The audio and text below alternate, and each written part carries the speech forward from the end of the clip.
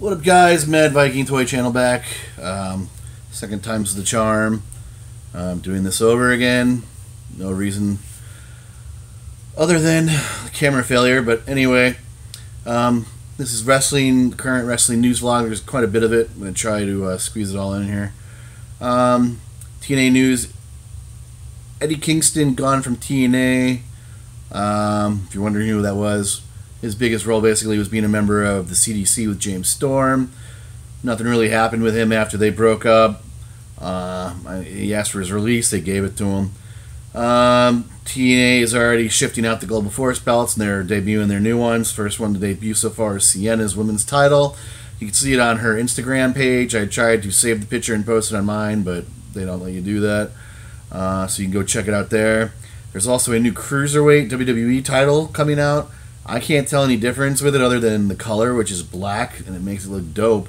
But I can't really tell if there's any difference. They're announcing it as a new title, so I don't know. Maybe I'm missing something. Bullet Club keeps cutting promos and going after WWE and Vince at Global Wars. They basically went after Roman for his little comment about basically Cody Rhodes and the Young Bucks. They also unveiled their new hand gesture, so this is it. It's called the One Sweet. There's the Two Sweet, One Sweet. So that's their big FU to Vince and company. They can't sue them, and there's something they can do about it. I don't know why they didn't even continue to use the Two Sweet signal. It's already been proven that WWE does not own the rights to a hand gesture. Some college does. Probably the Longhorns, because that's where that's where it started in America. It's supposed to be a Russian gang symbol or gang sign, but whatever, mafia gang sign. So WWE doesn't own it, but I'm sure they know that WWE would just drag them through litigation in courts, and they don't want anything to do with it. So that was their way of just saying, whatever, we're over it. Madison Rayne has been at the Performance Center the last week with a WWE tryout. She has a whole new look, and if I posted a picture of her right now, you wouldn't even recognize what she looks like. She's obviously a multi-time TNA Women's Champion. Kind of curious they pick her out of, like Velvet Sky and Angelina Love. Maybe she's the youngest, I don't know. She is married to Josh Matthews. Maybe that's a way to get digs at him. I don't know. CM Punk is trying out for a wrestling-based drama show, and it's in the final stages of being greenlighted, and he is one of the lead characters, if so. Obviously, it's a story about two wrestling brothers, one being a heel, one being a face, in the same company, and the trials and tribulations they face. And so far, Punk is almost certain to land the role, so we'll have to wait and see how that goes. He still has three matches for UFC, but I doubt they're going to hold him to all of them. They're probably going to let him fight one more time, and if he gets beat, that'll be the end of it, just to have one more final cash grab. I mean, he blew up sales just with his last match, and they probably won't be as high, but he's still going to attract more buyers than what usually buys UFC matches, so I could see him getting one more match. All right, Neville news. Of course, we already knew that he supposedly left the company, quit the company. He was pissed about his lack of merchandise, his current shirt, how crappy it looked. And it did look crappy. I mean, like a 10-year-old could come up with that design. He left for many reasons. One of them was supposed to be the creative and the staff of WWE, the bookers. He was pissed about his match with Austin Aries being held off the DVD box set for Mania, and it was arguably the #1 match on the card. If not number 2, I'd be pissed. That's why Austin Aries was pissed. That's now basically their only big payday left because the network is on and there's no pay-per-view revenue coming in. So that's what a lot of the wrestlers bank on in the WWE is their their Mania check. Well, Aries got screwed. So did Neville. Neville supposedly was told he was going to lose to Enzo, but he was going to get it back right away like he did with Shikawa. And obviously that didn't happen. He was supposed to lose this Monday in a non-title match to Enzo in a cruiserweight lumber match, and that supposedly just set him over the edge, and he quit. WWE is denying he quit, but the sources that I've been going through or read up on have basically said he's quit, and they're just quietly coming up with ways to quietly release him. And there's supposed to be a bunch of other stars trying to get their release too. This is just breaking today. Supposedly Nia Jax has quit the WWE too. They're saying she quit. Now they're saying she walked out on Raw. Now they're saying she took a leave of absence. Her reasoning is she doesn't like her position on the card, the way she's been used. She's only been in the company like 6 or 8 months. She's a top female on Raw. Does she deserve the spot? Being so new to the game? Probably not. Why does she have it? Probably because she's The Rock's cousin. I mean, have we seen anything mind-blowing with her? No. But apparently she thinks she's like the ish over there and deserves more. And this is coming from the same source that was telling everybody that Neville quit a week ago, even though all the wrestling sources were saying it's not true. But basically they're all saying it is now, except for the WWE. That's why I'm reporting this. So she supposedly has quit the company. We'll see. The WWE, you know, I don't think she's making Charlotte Flair money, but Charlotte doesn't make that much money. Granted, she's new to the company. She's not a young chicken, but she's still an investment. She hasn't done anything to harm the company. So I'm assuming they're going to try and reason with her and work things out and get her back. At least for now. Who was the attackers supposed to be on Fashion Police? There was many rumors who was always supposed to be the Ascension. It was supposed to be the Authors of Pain. It was supposed to be Luke Harper and Eric Rowan. Well, they're saying it was always going to be the Bludgeon Brothers. But considering that the Bludgeon Brothers just cut that promo like a week or two ago, and this has been going on forever, I really don't think it was always supposed to be the Bludgeon Brothers. But whatever. I think they're just saying that to stop the questions and like really just move on to something else. Conor McGregor to have a possible WrestleMania 34 match. Obviously, I don't see this being against any top star like Triple H, even though he just wants to have a match with anybody to have a match and get his money. I don't see them throwing like Reigns or Rollins into this. Who do I think that they're going to throw him into the match, into the ring with? Enzo Amore. One, because Conor McGregor will beat his ass. It'll be a quick match. But their promos leading up to it will be just spectacular. I'm picturing it now, how epic and great they will be. Mark my words, it's going to be Enzo Amore, if it happens. Former WWE diva has announced she is split from her NHL hockey player husband Sheldon Sauer. Didn't even know Kelly was married. Did you? Well, that's who it is. Yeah, she's separated from her husband. I thought she was single all this time. So who knows? Maybe that'll get her back in the WWE, but it fell through this last year, so I'm doubtful she's coming. Strongman appears in the Avenged Sevenfold video for song Wish You Were Here, a Pink Floyd cover, out of character. So anybody who wants to see him rocking out or whatever the hell he's doing, go look for that on YouTube.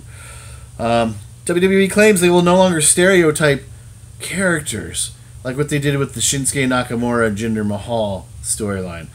Granted, that was done how many weeks ago, and they kept that storyline being racist, semi-racist for 2-3 more weeks even after that. So obviously, they're not going to really stick with this. I mean, doing those stereotypical characters is Vince's bread and butter. That's what he's done as long as I've watched wrestling. I mean, Kai and Tai, the Mexicools, he gets off to that stupid shit. Like, what was it? Santino Marella, you know, the hit, having the little thing right here because he's a hairy Italian. Vince thinks that was hilarious. Natalya surpasses Trish Stratus for the most pay-per-view matches of any woman in the history of the company, with 44 pay-per-view matches under her belt. Obviously, this next one will be 45, where she probably drops the title to Charlotte. But kudos to Natalya, making history. They're obviously, you know, padding her resume for the Hall of Fame. Like I said, I think she's on bided time with all these new women they've recently signed. Alexa Bliss wants to start acting. Alright, well, I hope she takes the route Paige did. Just kidding, no, I'm not. But do I see the WWE allowing her to start acting outside of their movie company, if they still even have it? No. They hate their wrestlers doing outside projects that they can't make money on. So I don't think the WWE will support that. I don't think they'll fire her. She'd have to quit if she's like, screw you, I want to go make a movie. But she thinks she wants to become an actor. Lita claims there's a women's tag team division starting with tag team titles. I don't know what to think of that. Does that mean there's going to be female women tag team titles on both shows? I mean, both shows only promote 6 women at a time.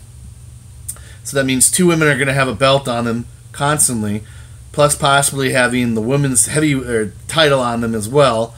And they're just going to battle the same 2 teams over and over and over again. I think they need to just leave that one alone, or they're going to have to sign more women and bring them up to the roster to make it just remotely interesting. WWE rumored to sign indie star Fred Yahi. He was in the Cruiserweight Championship tournament. He lost to JTP early on. He's a regular here in Florida by me. He wrestles in Evolve and Florida Impact Pro. He was the champion there. I think he was a tag team champion in Evolve. Lucha Underground is trying to gather up enough money to film season 4, which sucks because Lucha Underground is really good. You've heard me been promoting it here on my channel. They have enough money currently to film, but they won't have the budget they had all the prior years for special effects, camera lighting, things like that. And if you don't watch, they have HD quality television. They put on great shows. I mean, their costumes, their storyline video vignettes kill the WWE's. I'd still like to see the wrestling, but obviously that's going to probably hurt their product, the lack of vignettes and storyline development. But hopefully, cross your fingers. Or start watching their stuff on YouTube. I will make some money. 205 commentator Nigel McGuinness announces his wife's pregnancy on their first child, so kudos to Nigel. Jeff Hardy recently announced he is set to have a second surgery next month, which is going to halter his recovery time and push it even further past WrestleMania. Sucks for him. Hopefully this works out for Matt and they get the broken gimmick going. It didn't look good this past week. Who'd they feed Matt to again? Was it Elias Sampson? Who the hell they feed him to? I don't remember. That's just horrible. I mean, all the jobbers on Raw and they feed Matt Hardy. Alright, Cena tells TMZ he's never going to retire from the WWE. He's going to be around forever. I'm sure that's how he thinks it's going to go in WWE land. I'm sure they'll be treating him more like a Ric Flair and a Hulk Hogan in about 5 years from now. In 5 years from now, they can probably still use him in some matches, but is he going to be under contract? Probably not. I think that's wishful thinking on John Cena's part. This part has me a little disturbed. The Sister Abigail storyline. If you don't know, that's coming up this Sunday on pay-per-view. The WWE wants their own version of the Demon King with Finn Balor. And they're a little tossed up in the air right now on who's it going to be. The recent rumors it's going to actually be just Bray Wyatt dressed up as some ghost chick or something. I don't know. Or it's going to be nothing. It's just going to be him coming down to the ring trying to play mind games on him, faking him out whenever he's thinking Sister Abigail is coming. And personally, I think there needs to be a chick involved, or otherwise it's just going to be stupid. I mean, even if it's Bray Wyatt dressed up as a chick, no one's going to support that. I mean, some names that are being kicked around is Abby Lee from NXT, Sonya Deville, and if you don't know who she is, she's that MMA-style chick. I'd call her Samoa Ho, but not to her face. But now with Baszler in the company, chances are she's not going to keep that MMA gimmick. She's a tough broad. She could probably handle it. Rumors Paige is under that veil, and that's her new character. That would never work either. People would just crap on that. Sage Beckett is rumored to be her, and if Sister Abigail is supposed to be someone to fear and who's going to interfere in Wyatt's matches, she has to be someone fairly intimidating with some size. I mean, there was even a name kicked around that it's going to be JoJo because she has some wrestling experience, but JoJo is 5 foot nothing. What the hell is that girl supposed to do other than run around the ring in a ghost sheet screaming? I mean, that's just stupid. But Sage Beckett, I think, would be the best option. She even played along with it on her Twitter account after that Raw, because he said that, Sister Abigail told him it was all lies, and she replied it was all lies, darling. I think she would make a good fit. Another rumor is it's going to be his sister, Mika Rotunda. She's on the local radio station here by me, and she ain't talking about it any if it's going to be her. She's pretty open about her brother's wrestling career and her wrestling career, even though she doesn't really have one. Nikki Cross, but that's not going to float either. What are they going to ruin Sanity? And everybody already knows her. And Sarah Logan. Sarah Logan could work too. Sarah Logan was crazy Mary Dobbs on the indie circuit. She always wore the hockey mask and screamed. She was kind of like a... I have her... Not a Rosemary, but Daphne. Except she was way better than Daphne. And of course her gimmick in NXT, which they're not really doing anything, is she's like a country swamp bumpkin. You know, wears booty shorts and flannel tops and stuff. She could be a good, like I said, a good throw-in. If it ain't Beckett or his sister or Sarah Logan, I think those should be the top three. But it definitely should not be Bray Wyatt playing Sister Abigail. Wade Barrett. He recently appeared on the Elite channel on YouTube. He was on a show with the Young Bucks and crew, but he's becoming the GM of an indie fed in England. I didn't even care to research it, but whatever. That's what he's doing. I know he's wrestling again, but he's wrestling in like really weird stuff. Like he wrestled for some Pakistani promotion that looked really sketchy. It was on YouTube for a month or so. Never saw any of his matches, but man, were they just... it was just weird. And he was like really... It was him and Carlito. Really, that was the only people you would know. And he supposedly paid really well, but he didn't even have wrestling gear. He wrestled in basketball shorts and a wife beater. I don't know what he's doing, but he's back to wrestling. MMA fighter Jono Mears, recently this last week or so, beat his opponent in an MMA match with none other than the Walls of Jericho, which you can see this on YouTube.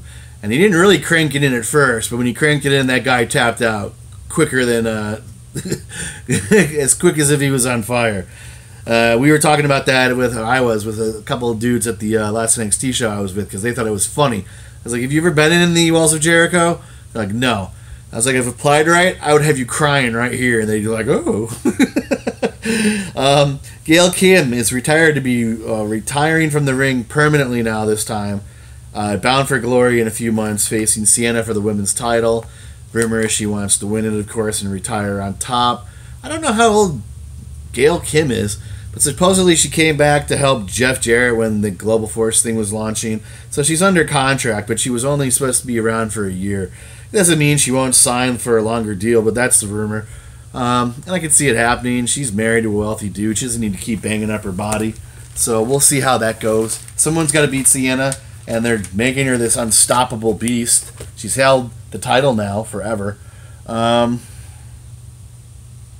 Impact is looking to leave Orlando for other places to film, namely cheaper places. Number one on the list is Ottawa, Canada. I don't know how that's going to work, because a lot of the people they have signed and under contract, they live in Florida and they live around Orlando, and they don't have to fly them in. You would have to fly everybody in except a couple Canadians, and I don't even know that they have any Canadians on the roster right now. So I don't know. I guess they're gonna film in a Moose Lodge or something. There ain't no production studio, I'm sure, in Ottawa, Canada, but who knows? So they haven't moved yet, but we'll have to see how that goes in the future. Bo Dallas, Bray Wyatt. Have you noticed they've been missing from TV for 2 weeks? Miz even mentioned Bo Dallas last week on the Miz show or whatever. Told him to come back soon. The reason for it is supposedly that that Bo Dallas is really ill, and he must be so ill. Bray Wyatt's been allowed to take 2 weeks off, and even his little ho-ho JoJo has been off the tapings. I wouldn't say TV. So what's wrong with Bo Dallas? This is just basically breaking the day, too. I don't have anything else to say about it, other than having people wondered where these people are. People think, obviously, Bray was at Raw the past 2 weeks because of those vignettes, but they were obviously pre-taped. So, I don't know, maybe make some prayers for Bo Dallas. Big Star returns to Raw this last week, if you didn't notice. Who could it be? 52-year-old Kane. What? Are those crickets? Yeah, I know. I don't hate Kane and all, but I mean, this just shows their lack of star power.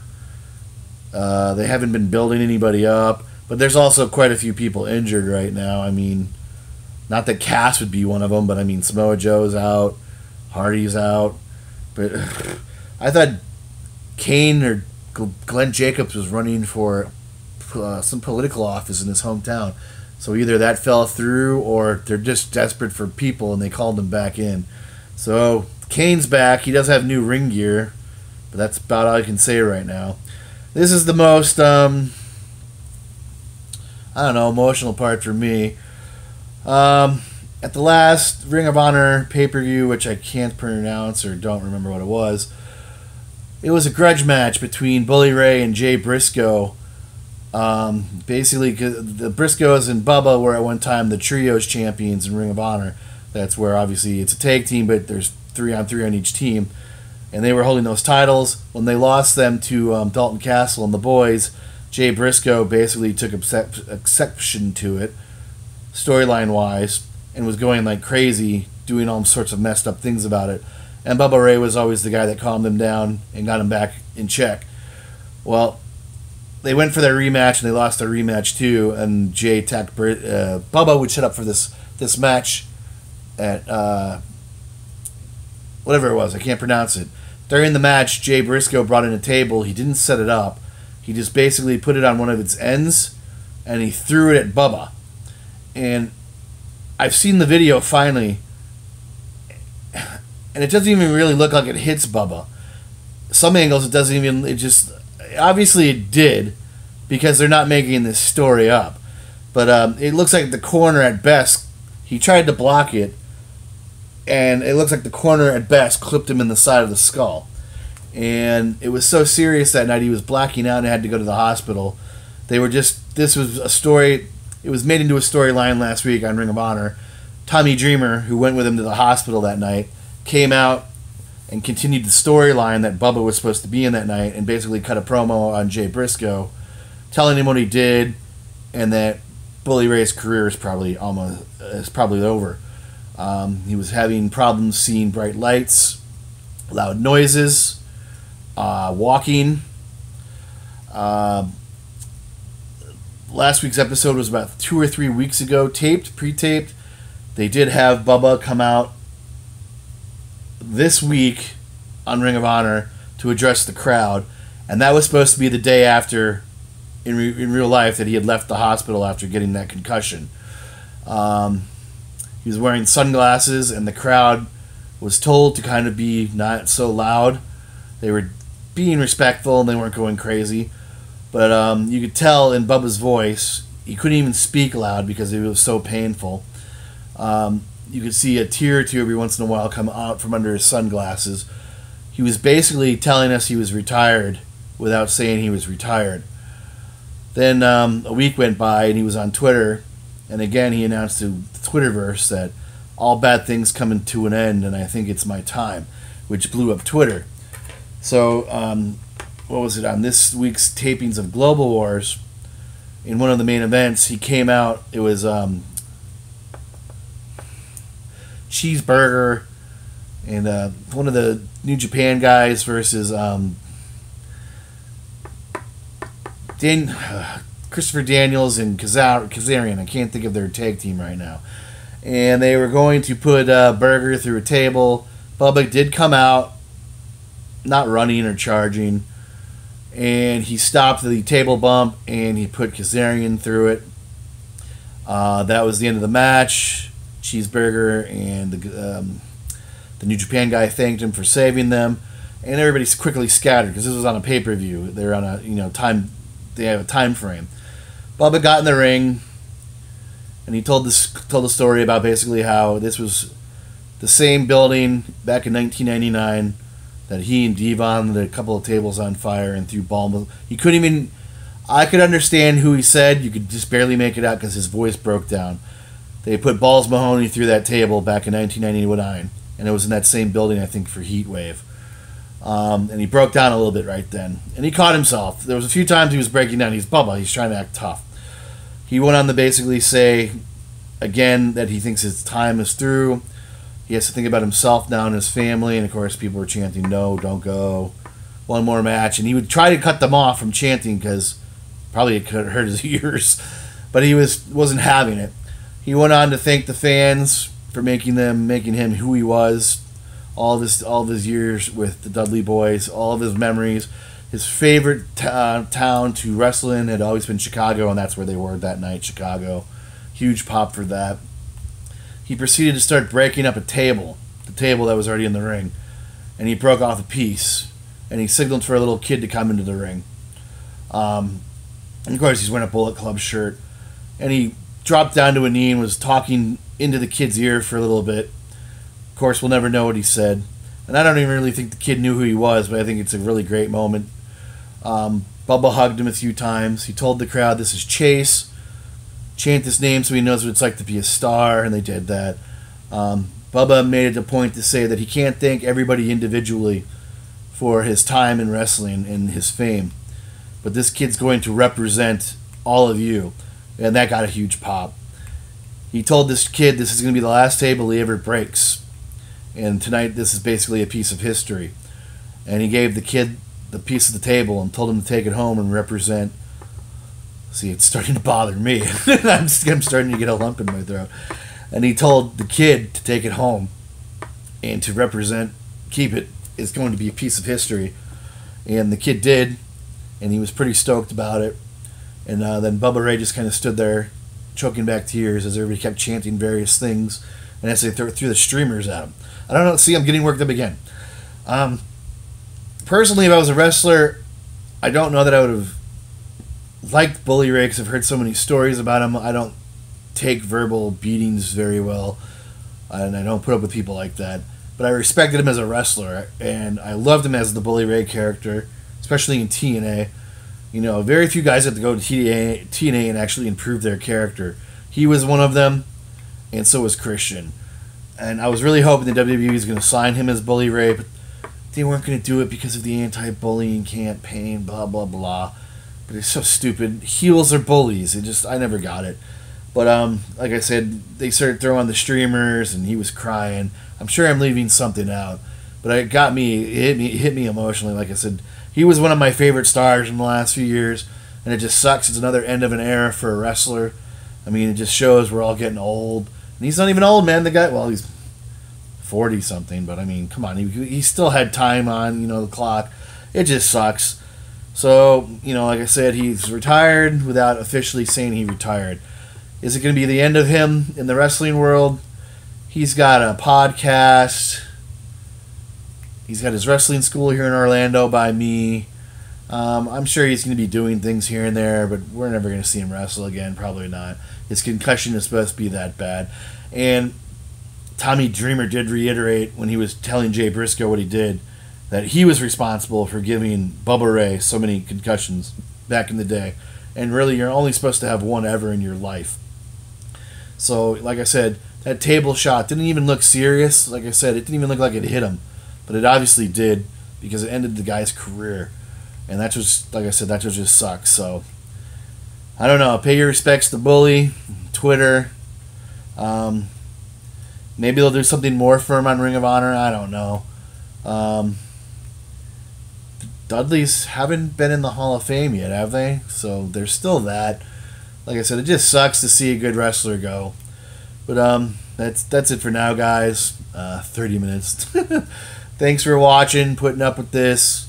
This is helping me through the boredom of this night. I got nothing to do. I need to make some new friends or get a girlfriend because I'm getting bored on my days off. But that's it for now, guys. Like I said, thanks for watching. Hit like, leave a comment, tell me what you think on anything. Follow me on Instagram, all that good stuff. Hit the notification button. Maybe I'll do the SmackDown review tomorrow because I said I might make one tonight. But I think I'm going to go out and drive around or something because, like I said, I am bored. I'm getting, like, what do they call it? I can't even think of the word. House fever or whatever. I got to get the hell out.